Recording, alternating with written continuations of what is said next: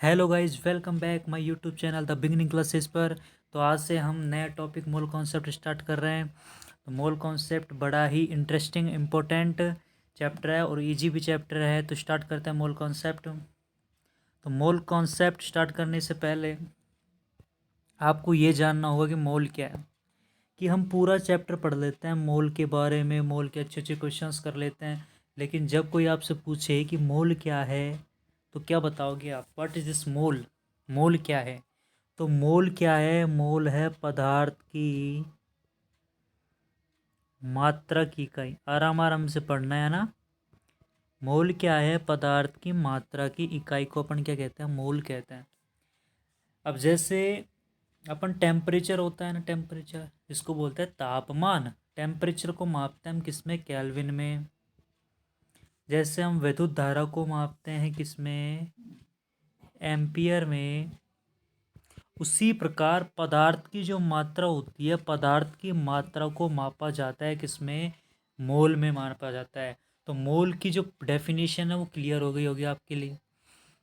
कि कोई भी पूछे कि तुमने मोल पूरा पढ़ लिया और आपसे पूछे कि मोल क्या है, तो मोल क्या है? मोल है पदार्थ की मात्रा की इकाई को अपन क्या कहते हैं? मोल कहते हैं। क्लियर बात? आगे चलें। चलो भाई, अब आप अणु और परमाणु के बारे में भी सीख लो कि अणु क्या होता है और परमाणु क्या होता है। कभी कभी तो ये कन्फ्यूजन हो जाता है कि यार परमाणुओं से मिलकर अणु बना है कि अणुओं से मिलकर परमाणु बना है। कई कई बार ये कन्फ्यूजन हो जाता है। तो ये ध्यान रख लेना, जो बड़ा होता है ना, बड़ा बड़ा होता है ना, वो तो मिलकर बनाता है छोटे को। बड़ा होता है वो मिलकर बनाता है छोटे को। कहने का मतलब क्या है कि इसमें जो अणु है ना, अणु अणु परमाणुओं से मिलकर बना है। क्या? अणु परमाणुओं से मिलकर बना होता है। क्लियर बात? आगे चले। तो अणु क्या है? परमाणुओं से मिलकर बना होता है। ठीक है भाई, ध्यान रख लिया। मतलब ट्रिक ये है कि जो बड़ा होगा वो मिलकर बनाएगा किसको? छोटे को। बड़ा हो, बड़ा किसको बनाएगा? छोटे को बनाएगा। आगे चले। ठीक है, अब हम आपको कुछ तत्वों के जो परमाणु भार है उन्हें लिखाएंगे, क्योंकि ये हमें क्वेश्चंस में काफ़ी मदद करेंगे। हम इम्पोर्टेंट इम्पोर्टेंट लिखाएंगे जो ज़्यादातर क्वेश्चंस में आते हैं, तो इनको आपको साथ साथ नोट करना है। तो साथ साथ नोट करो, फिर हम डायरेक्ट क्वेश्चंस पे आएंगे। जैसे तत्व है हमारे पास लिथियम। हमारे पास तत्व क्या है? हमारे पास तत्व है लिथियम। तो जो लिथियम है, लिथियम का परमाणु भार होता है 7। साथ साथ नोट डाउन करो। बेरिलियम होता है, इसका होता है 9। बोरॉन का 10। कार्बन का 12। नाइट्रोजन का 14। ऑक्सीजन का 16। फ्लोरीन का 18 या 19। नियोन का 20। सोडियम का 23।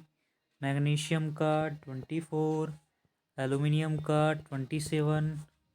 सिलिकॉन का 29। फास्फोरस का 31। सल्फर का 32। क्लोरीन का 35.5। पोटेशियम का 39.1। कैल्शियम का 14। क्रोमियम का, आगे लिख देता हूँ, क्रोमियम का 52। मैग्नीज का है 55। फेरस का है 56। कॉपर का है 63.5, ये 5 है। जिंक का है 65। और एजी का है कितना? 108, 108 है। तो हमने आपको इम्पोर्टेंट लिखा दिए जो ज़्यादातर क्वेश्चंस में पूछे जाते हैं, तो आप इनको नोट डाउन कर सकते हैं। आप वीडियो को पॉज करो, नोट करो। वीडियो को पॉज कर कोई नोट कर लेना। आगे चलें। ठीक है, ये नोट करो। ये 65 है ना? कितना है? 65 है। वीडियो को पॉज करके नोट कर लो। आगे चलें, ठीक है। अब हम जानते हैं, अणु के बारे में हमने जान लिया, परमाणु के बारे में भी हमने जान लिया। अणु के बारे में क्या जाना है कि परमाणु से मिलकर बना होता है अणु। तो परमाणु क्या होता है, जैसे कार्बन, नाइट्रोजन, ऑक्सीजन, हाइड्रोजन, ये सब परमाणु है। और इनसे मिलकर यदि कोई यौगिक बनता है तो उसे हम क्या कहते हैं, अणु कहते हैं। क्लियर बात है, ठीक है भाई। अब सीखो परमाणविकता क्या है। एटोमिसिटी, एटोमिसिटी जिसको हम बोलते हैं परमाणविकता। देखो हमें आराम से पढ़ना है, जल्दीबाजी में कोई भी चीज़ अपन को समझ में नहीं आएगी। जल्दीबाजी करेंगे तो अपन को आराम आराम से धीरे धीरे क्लियर करेंगे। भले ही 2 वीडियो एक्स्ट्रा बन जाए, लेकिन हम आराम से पढ़ेंगे, एक एक कॉन्सेप्ट क्लियर करेंगे। तो परमाणविकता क्या है। परमाणविकता का मतलब होता है परमाणु की संख्या। परमाणु किस में होंगे, अणु में होंगे। तो परिभाषा क्या हो गई इसकी, तो परमाणुकता का मतलब हो गया अणु में उपस्थित परमाणुओं की संख्या। अणु में उपस्थित परमाणुओं की संख्या क्या कहलाती है, परमाणुकता कहलाती है। क्लियर बात है। जैसे H2SO4 है और हमसे इसमें पूछे कि इसकी परमाणुकता कितनी है, तो घबराने की तो कतई ज़रूरत नहीं है। घबराने की बिल्कुल आवश्यकता नहीं है। देखो H2SO4 है, H2SO4 में परमाणु कितने हैं, हाइड्रोजन, हाइड्रोजन कितने हैं, 2 है। सल्फर कितना है, 1 है। ऑक्सीजन कितना है, 4 है। ऑक्सीजन कितना है, 4 है। तो परमाणु टोटल कितने हो गए इसमें, 7 परमाणु हो गए। टोटल परमाणु कितने हो गए इसमें, 7 परमाणु हो गए। क्लियर बात है, आगे चले, चलो भाई। अब जैसे हमारे पास एग्जाम्पल है Na3PO4, Na3PO4 की परमाणुकता बतानी है। तो परमाणुकता का मतलब क्या होगा, इसमें परमाणु की संख्या कितनी है। तो देखो सोडियम की कितने परमाणु है, इसमें 3 परमाणु है। फास्फोरस कितना है, इसमें 1 है। ऑक्सीजन कितना है, इसमें 4 है। तो टोटल परमाणु कितने हो गए, टोटल परमाणु हमारे पास हो गए कितने, 8 हो गए। क्लियर बात है, ये क्वेश्चंस कर सकते हो। अब एक स्टेप इसमें बढ़कर है, क्या है, जैसे हमसे पूछे H2SO4 में ऑक्सीजन की परमाणुकता कितनी है, तो घबराने की जरूरत तो है ही नहीं कि ऑक्सीजन की परमाणुकता पूछी है तो मतलब इसका मतलब हो गया कि इसमें ऑक्सीजन के परमाणु कितने हैं ये पूछ रहा है। तो H2SO4 में ऑक्सीजन के परमाणु कितने हैं, 4 है। यही ऑक्सीजन की क्या हो जाएगी, परमाणुकता हो जाएगी। क्लियर बात है। जैसे पूछे H2SO4 में सल्फर की परमाणुकता कितनी है, अब भाई ये देख लो। कुल मिला के बात ये है, यदि हमसे सल्फर पूछ रहा है तो देख लो सल्फर कितने हैं इसमें, 1 सल्फर है तो 1 लिख दो, परमाणुकता 1 हो गई। जैसे हमसे पूछे कि H2SO4 में हाइड्रोजन की परमाणुकता कितनी है, हाइड्रोजन की परमाणुकता कितनी है, तो कहने का मतलब क्या है कि H2SO4 में हाइड्रोजन कितने हैं, 2 है। यही इसकी परमाणुकता हो जाएगी। क्लियर बात, आगे चले, ठीक है। अब आप अणुभार निकालना तो जानते ही होंगे। अणुभार निकालते तो अपन जानते ही है कैसे। जैसे कार्बन डाइऑक्साइड है तो हमने कार्बन का अणुभार कितना लिखाया था, परमाणु, जैसे कार्बन कार्बन है, होता है परमाणु, तो कार्बन का परमाणु भार कितना होता है, 12 होता है। कार्बन का परमाणु भार कितना होता है, 12 होता है। तो 12 प्लस ऑक्सीजन का कितना लिखा है था, 16। एक ऑक्सीजन का होता है 16, तो 2 ऑक्सीजन के कितने हो जाएंगे, 32। मतलब 2 से गुणा कर दो तो टोटल कार्बन डाइऑक्साइड का जो अणुभार आएगा हमारे पास, मॉलिक्यूलर जो वेट आएगा वो कितना आएगा, 44 आएगा। क्लियर बात, आगे चले, चलो भाई। अब जैसे हमारे पास है HClO4, अब इसका अणुभार कोई पूछे तो क्या हो जाएगा भाई, हाइड्रोजन का होता है 1, क्लोरीन का कितना होता है 35.5, एक ऑक्सीजन का 16, 4 ऑक्सीजन का कितना हो जाएगा 64। तो इसका अणुभार कितना हो जाएगा, 100.5 हो जाएगा। कितना हो जाएगा, 100.5 हो जाएगा। बोलो क्लियर है, बोलो क्लियर है क्या, आगे चले, चलो भाई। अणुभार निकालना सीख लिया, परमाणुकता निकालना सीख लिया, अणु के बारे में जान लिया, परमाणु के बारे में भी जान लिया। अब हम देखते हैं मोल कॉन्सेप्ट। हमारा चैप्टर अब स्टार्ट होता है। अब बेसिक जो जानकारी है वो हमने ले ली है, तो मोल कॉन्सेप्ट स्टार्ट हो रहा है अब। तो ध्यान से पढ़ना, कोई टफ चैप्टर नहीं है। हम आपको कॉन्सेप्ट बताएंगे, आप उनको लगाना, क्वेश्चंस 100% सॉल्व होंगे। तो देखो, जैसे मोल है तो मोल का पहला जो फार्मूला है, मोल का पहला जो फार्मूला है वो क्या है? भार बटे अणुभार। मोल का पहला फार्मूला क्या है? भार बटे अणुभार। तो पहला फार्मूला ही हमारे पास ये है। तो हम पहले जो फार्मूला है उससे बेसिक क्वेश्चन करते हैं, फिर हम दूसरे फार्मूले पे आएंगे, फिर धीरे धीरे स्टेप बाय स्टेप आराम आराम से पढ़ेंगे। क्लियर बात है? तो पहले फार्मूले के हम क्वेश्चंस कर लेते हैं इससे रिलेटेड। भाई क्वेश्चंस के लिए तो बैठे ही हैं हम, क्वेश्चन ही नहीं होंगे तो हम पढ़ना ही बेकार है। कॉन्सेप्ट पढ़ लिया, क्वेश्चंस नहीं हो रहे, तो क्वेश्चन साथ साथ रिवाइज करेंगे। तो जैसे हमारे पास क्वेश्चन है, इजी क्वेश्चन से स्टार्ट करते हैं कि 10 ग्राम NaOH में सोडियम हाइड्रोक्साइड में मोलों की संख्या बताओ। अरे सब बता देंगे, आसानी से बता देंगे, ये भी कोई क्वेश्चन है? देखो, हमसे पूछा 10 ग्राम सोडियम हाइड्रोक्साइड में मोलों की संख्या बताओ। तो मोल का वेट दे रखा है अपन को 10 ग्राम, तो मोल का सूत्र लगाओ जिसमें वेट आ रहा हो। कौन सा है? मोल बराबर होता है भार बटे अणुभार। तो ये लगा दो, इसमें लगा दो। मोल का सूत्र क्या है? मोल बराबर भार बटे अणुभार। भार कितना है हमारे पास? 10 ग्राम होता है। और सोडियम हाइड्रोक्साइड का जो अणुभार होता है वो कितना होता है? 14 होता है। तो इसका जो आंसर आएगा वह 0.25 मोल आएगा। तो 10 ग्राम सोडियम हाइड्रोक्साइड में मोलों की संख्या आपने निकाल दिया आराम से। ये तो सर हम नहीं कर दिया, तो कोई बात नहीं, तो अगला क्वेश्चन भी आप ही करेंगे। अगला हमारे जो क्वेश्चन है वो क्या है? 22 ग्राम CO2 में मोल कितने हैं? आराम से हो जाएगा क्वेश्चन। क्या है भाई? मोल निकालना है। वेट कितना है? 22 ग्राम। कार्बन डाइऑक्साइड का अणुभार नहीं आता है क्या आपको? आता है, 44 है।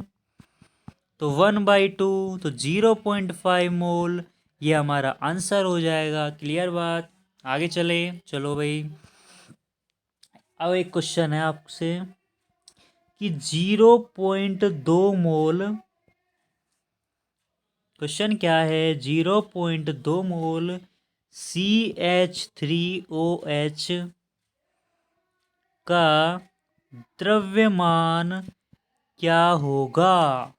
CH3COOH का द्रव्यमान क्या होगा? अब कैसे करोगे क्वेश्चन? मैं तो ऐसे बोल रहा हूँ जैसे बहुत टफ क्वेश्चन। अब कैसे करोगे क्वेश्चन? अरे क्वेश्चन तो हो गया कि भाई 0.2 मोल दे रखा है अपन को, मोल दे रखा है, वेट पूछा है, तो इस फॉर्मूला तो वही है, बेसिक मैथ ही लगेगी। फॉर्मूला तो वही है, भार बटे अणुभार। मोल कितना है? 0.2 मोल। भार, अणुभार निकाल लो, अणुभार कितना हो जाएगा इसका? 12।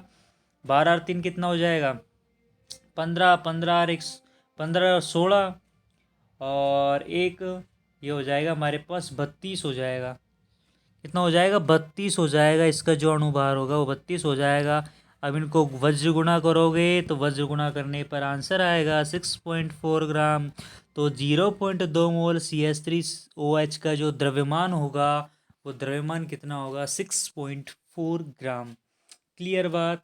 आगे के चले, एक क्वेश्चन और है, फिर हम दूसरा फॉर्मूला देखेंगे इसका। क्वेश्चन है हमारे पास, oxalic acid dihydrate, oxalic acid dihydrate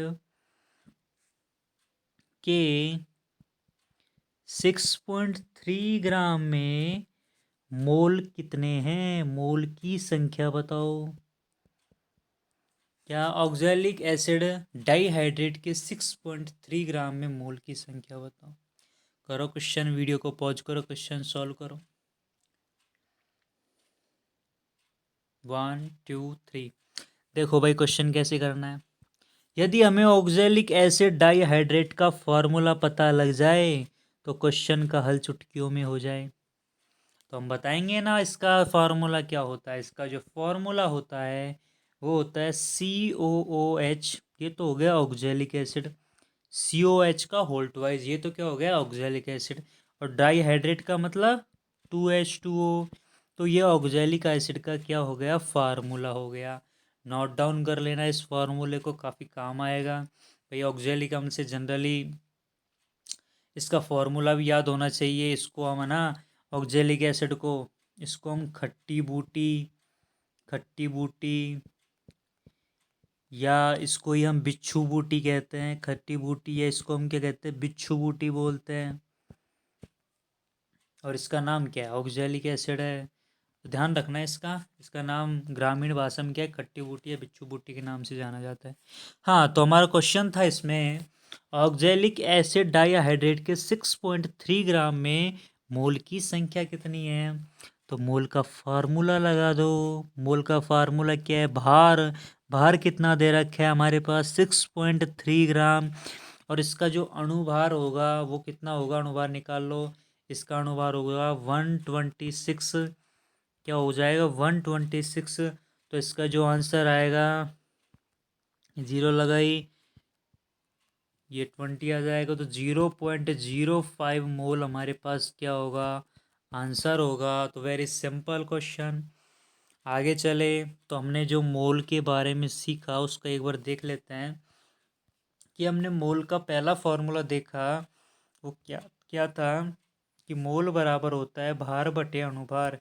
तो ये इसका पहला फॉर्मूला था। ये क्या था, इसका पहला फॉर्मूला था। तो अब हम इसका दूसरा फॉर्मूला देखते हैं। चले दूसरे फॉर्मूले की तरफ, चलो। तो मोल का सेकंड नंबर का जो फॉर्मूला हमारे पास आ रहा है वो कौन सा है, देखते हैं। जो सेकंड नंबर का हमारा फार्मूला है वो है मोल बराबर अणु अपॉन Na। मोल बराबर क्या है, अणु अपॉन Na। आराम आराम से पढ़ना है, मैं फिर कह रहा हूँ, जल्दीबाजी नहीं करनी है। तो मोल का पहला फार्मूला क्या है, अणु अपॉन Na। ठीक है भाई, इसमें Na क्या है ये बता दो। तो Na को बोलते हैं आवोगाद्रो संख्या। आवोगाद्रो संख्या, ठीक, आवोगाद्रो संख्या बोलते हैं इसको। और इसका जो मान होता है वो कितना होता है, इसका मान होता है 6.023 मल्टीपल 10⁻23 मल्टीपल 10⁻23। तो ये इसका क्या होता है, ये इसकी वैल्यू होती है। ठीक है भाई, लेकिन जो हम क्वेश्चंस में काम में लेते हैं इसका मान, वो क्या लेते हैं, लगभग 6.23। मतलब हम जो क्वेश्चन सोल्व करेंगे उसमें एन की जगह ये रखेंगे 6 × 10⁻23। और जो इसका जो पूरा मान होता है वो कितना होता है, 6.023 × 10⁻23 होता है। आगे चले, क्लियर बात। चलो भाई, अब इसके क्वेश्चंस देख लेते हैं। तो क्वेश्चंस आता हुआ क्या है क्वेश्चन, कि 4.5 मल्टीपल 10⁻19 अणु CO2 में मोल कितने हैं। मतलब हमारे पास CO2 के इतने अणु दे रखे हैं और हमसे पूछ क्या रहा है भैया, मोल पूछ रहा है।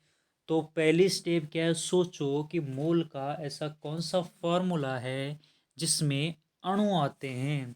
तो मोल का फार्मूला कौन सा है, मोल का फार्मूला है अणु अपॉन Na वाला। क्लियर बात। Na की वैल्यू कितनी है, सॉरी अणु कितने दे रखे हैं हमारे पास, अणु दे रखा है हमको 4.5 मल्टीपल 10⁻19। जबकि Na का मान हमने पिछली स्लाइड में देखा था, Na का मान कितना होता है, 6 मल्टीपल 10⁻23। तो हम इसका मान इसमें रख देते हैं 6 × 10⁻23। तो ये 4 10⁻4 आ गया। तो इसका जो आंसर आ जाएगा वो 0.5 मल्टीपल 10 मतलब 5 मोल हमारा उत्तर होगा। क्लियर है, आगे चले। आगे देखो, दूसरा क्वेश्चन है, क्या है दूसरा क्वेश्चन? दूसरा क्वेश्चन है हमारे पास कि NH3, इसको क्या कहते हैं, अमोनिया। NH3 के 1.5 इंटू 10⁻²2 अणुओं का भार क्या होगा? अणुओं का क्या पूछ रहा है हमसे, क्या पूछ रहा है, अणुओं का भार क्या होगा? क्लियर बात? तो देखो, अणु कितने हैं? 1.5 गुणा 10⁻22 दे रखे हैं अणु, और हमसे क्या पूछ रहा है? भार पूछ रहा है। तो हमने मोल के अभी अभी दो फॉर्मूले पढ़े थे, मोल बराबर भार बटे अणुभार और मोल बराबर अणु अपॉन Na। दोनों फार्मूले पढ़े थे। तो देखो भाई, इसमें हमको क्या पूछ रहा है? इसमें हमसे पूछ रहा है भार, ठीक है। और दे क्या रखा है हमको? अणु दे रखा है। क्या दे रखा है? अणु दे रखा है। तो फार्मूले में अणु रख दो, भार बटे अणुभार कितना होता है अमोनिया का? अमोनिया का जो अणुभार है वो है 17। अणु कितने हैं? अणु है 1.5 गुणा 10⁻22 बटे Na की वैल्यू कितनी है? 6 गुणा 10⁻23। ठीक है। अपन को क्या निकालना है? वेट निकालना है। अपन को क्या निकालना है? वेट निकालना है। तो 17 का वज्र गुणन हो जाएगा तो ऊपर चले जाएगा, तो कितना होगा? 1.5 into 10⁻22 multiple 17 divide by 6 into 10⁻23। Clear बात? तो इसको जो हल करने पर हमारा जो आंसर आएगा वो आएगा 0.25 मल्टीपल 17 इंटू 10⁻⁻1। इसको सॉल्व करोगे तो आंसर होगा 0.425 ग्राम। क्या क्या बता दिया? दोबारा देखो। अरे हमसे क्या पूछा था? इस क्वेश्चन ने अणु दे रखा था और अणु दे के बाहर पूछ रहा था। तो मोल के हमने अभी तक दो सूत्र पढ़े थे जिसमें अणु आ रहा है और बाहर आ रहा है। तो इन दोनों की भिड़ंत करा दो, सूत्रों की दोनों की भिड़ंत करा दी तो हमको बाहर मिल गया। ये बात है। और फिर बेसिक जो मैथ है, मल्टीपल डिवाइडेशन, ये है। क्लियर बात? आगे चलें। एक क्वेश्चन आप करो, वैसे तो सभी क्वेश्चन आप ही कर रहे हैं। हमारा जो फार्मूला है वो, सॉरी, जो अगला क्वेश्चन है वो है 10⁻19 अणु CO2 का, कार्बन डाइऑक्साइड का भार क्या होगा? क्या होगा? भार क्या होगा? 10⁻19 अणु CO2 का भार क्या होगा? तो वही क्वेश्चन है वापस कि अणु दे रखा है और भार पूछ रहा है, तो अणु और भार के सूत्रों को बढ़ा दो आपस में। तो मोल का सूत्र क्या था? मोल बराबर अणु अपॉन Na, और मोल बराबर क्या था? भार बटे अणु भार। तो इन दोनों सूत्रों को बढ़ा दो। क्या है? अणु की जगह तो अणु रखो, Na की जगह 6 इंटू 10⁻23 बराबर भार हमसे पूछ रहा है। और जो कार्बन डाइऑक्साइड का जो अणुभार होता है वो कितना होता है? 44 होता है। इसका जो क्रॉस मल्टीपल होगा तो कितना आ जाएगा? वेट आ जाएगा 10⁻19 मल्टीपल 44 डिवाइड बाई 6 इंटू 23। तो ये हो जाएगा 10⁻4 बार। तो जो हमारा आंसर होगा वो होगा 7.3 गुणा 10⁻⁻4 ग्राम। ये हमारा क्या हो जाएगा? ये हमारा क्या हो जाएगा? ये हो जाएगा हमारा उत्तर। ये क्या हो जाएगा? उत्तर हो जाएगा। अब हम कुछ अच्छे क्वेश्चंस की तरफ बढ़ते हैं। उससे पहले हम आपको कुछ चीज़ें सिखाते हैं, तो देखना। जैसे कोई तत्व है H2O, वैसे तो दूसरा जो चैप्टर होगा उसकी बात है, लेकिन हम सिखाते हैं आपको। जैसे H2O है, तो हम आपसे पूछते हैं कि H2O में प्रोटॉन कितने हैं। यदि आपसे पूछा जाए H2O में प्रोटॉन की संख्या कितनी है, तो H2O में कैसे लिखते हैं इसको? H+H+O। ऐसे खोल के लिख लो पहली बात तो इसको H2O को, ठीक है। अब एक हाइड्रोजन में देखो प्रोटॉन कितने हैं। प्रोटॉन का मतलब ये हो गया कि इसका परमाणु क्रमांक कितना है। परमाणु क्रमांक कितना है, तो हाइड्रोजन का परमाणु क्रमांक कितना है, 1+1। ऑक्सीजन का परमाणु क्रमांक कितना है, 8। तो कितने हो गए प्रोटॉन, 10 हो गए। मतलब प्रोटॉन की जो संख्या होती है वो इक्वल किसके होती है, परमाणु क्रमांक के। क्या भाई, प्रोटॉन की संख्या इज इक्वल टू परमाणु नंबर, एटम नंबर के बराबर होती है। तो अब हम आपको देते हैं, आपसे पूछा जाए कि CO2 में प्रोटॉन की संख्या कितनी है, तो देख लो कि कार्बन का परमाणु क्रमांक होता है 6। ऑक्सीजन का कितना होता है, ऑक्सीजन का परमाणु क्रमांक होता है 8, लेकिन ऑक्सीजन कितनी है, 2। तो कितने हो जाएंगे, 16, 32। आई बात समझ में नहीं आई। एक और एग्जांपल, जैसे हमारे पास है CaCO3। जब भी हम आपसे प्रोटॉन पूछे तो उनके परमाणु क्रमांक ले लो आप। तो हमने पूछा कि CaCO3 में प्रोटॉन की संख्या कितनी है, तो आप जानते हो कैल्शियम का जो परमाणु क्रमांक होता है वो कितना होता है, 20।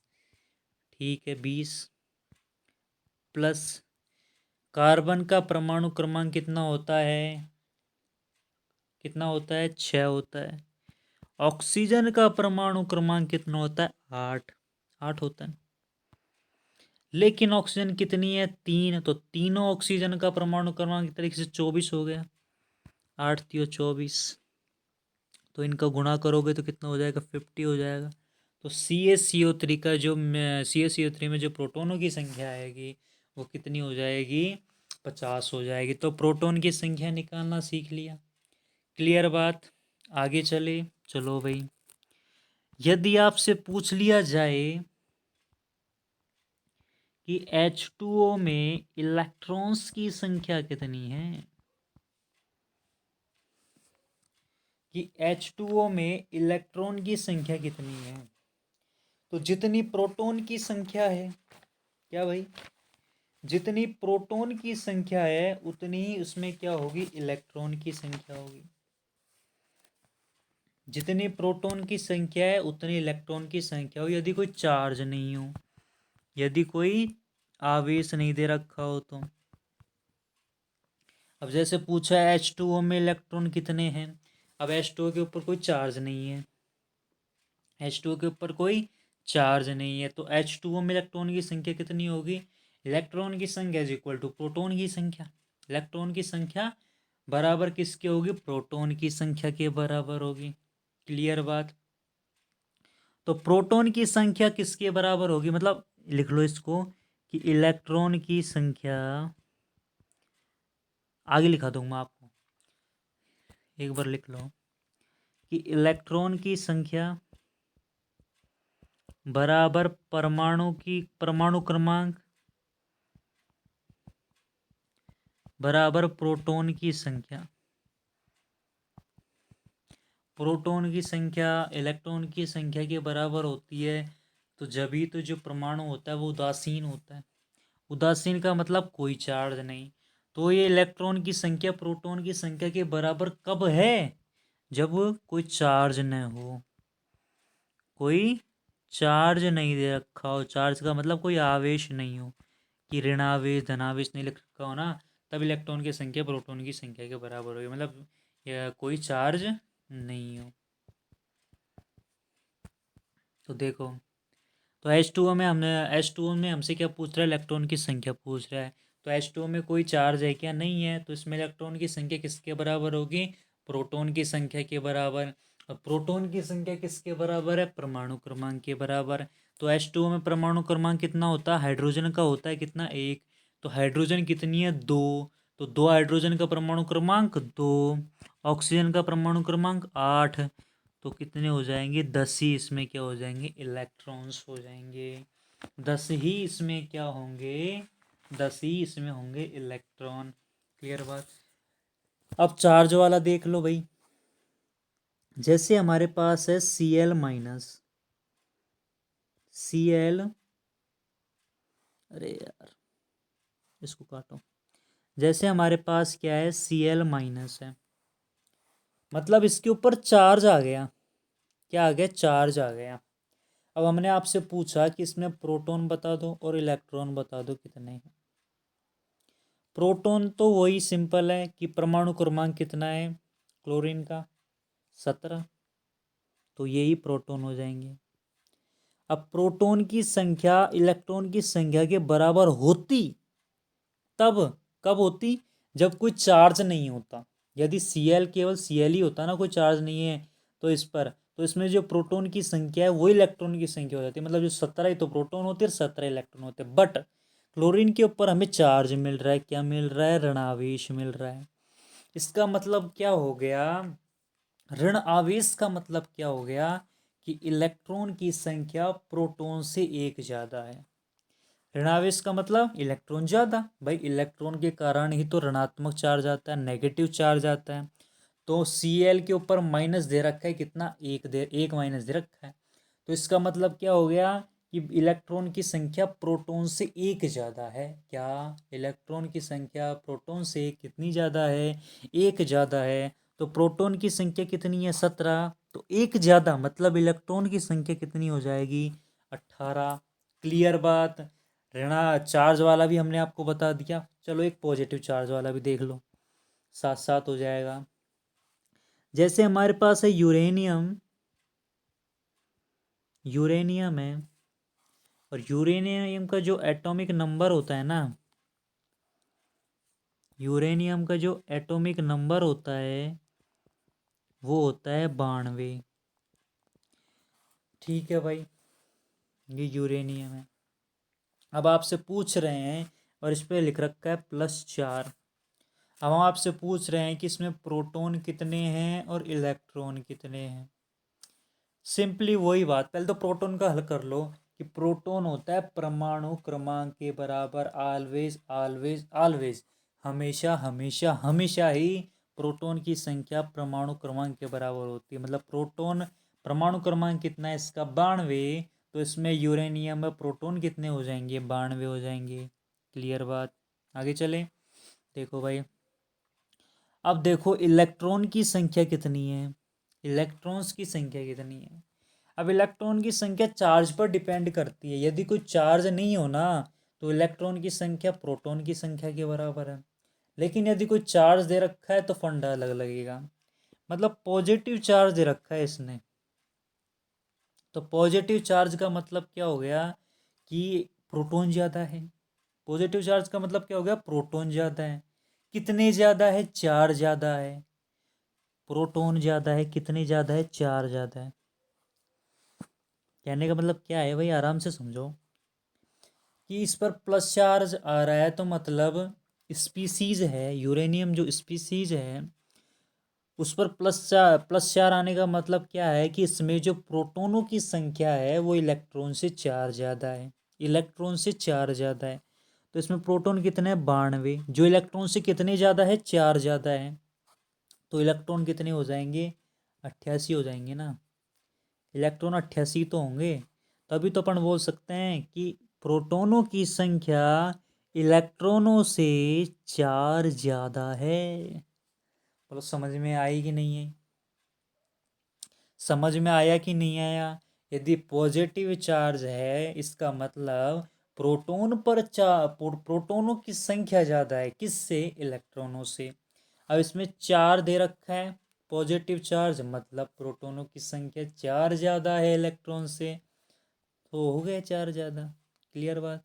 तो ये आपको समझाना था, प्रोटॉन इलेक्ट्रॉन की संख्या ज्ञात करना। और न्यूट्रॉन ये सब जो बेसिक है वो आप सेकंड चैप्टर एटॉमिक जो स्ट्रक्चर ऑफ एटम है उसमें पढ़ लेंगे।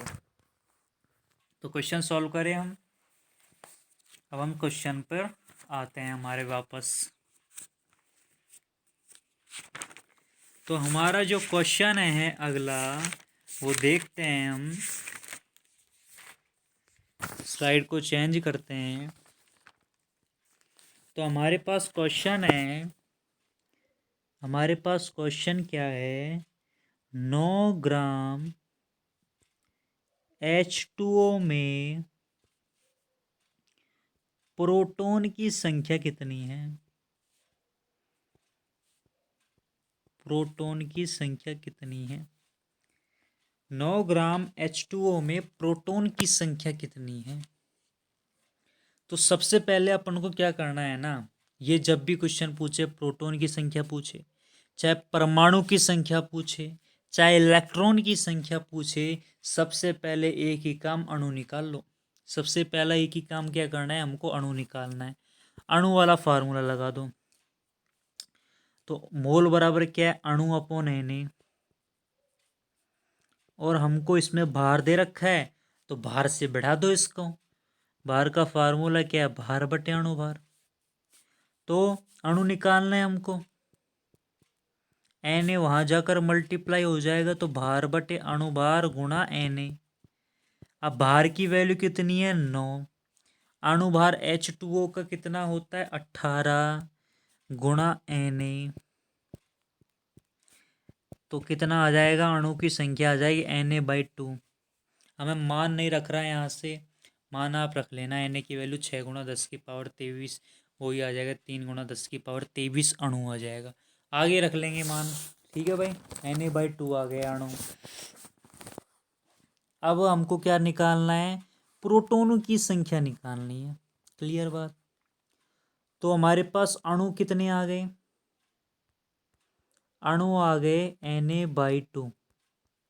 अब हमसे चाहे प्रोटॉन पूछ ले, चाहे हमसे इलेक्ट्रॉन पूछ ले, चाहे हमसे प्रोटॉनों की संख्या पूछ ले, अणु निकालने के बाद जो भी पूछे उसको अणु से गुणा कर दो। अब हमसे क्या पूछ रहा है, प्रोटॉन पूछ रहा है क्वेश्चन में। क्या पूछ रहा है, प्रोटॉन पूछ रहा है हमसे क्वेश्चन में, ठीक है। किसमें, H2O में। तो हमने अभी आपको निकालना सिखाया था कि H2O में प्रोटॉन कितने होते हैं, कितने होते हैं प्रोटॉन, कि भाई प्रोटॉनों की संख्या बराबर परमाणु क्रमांक।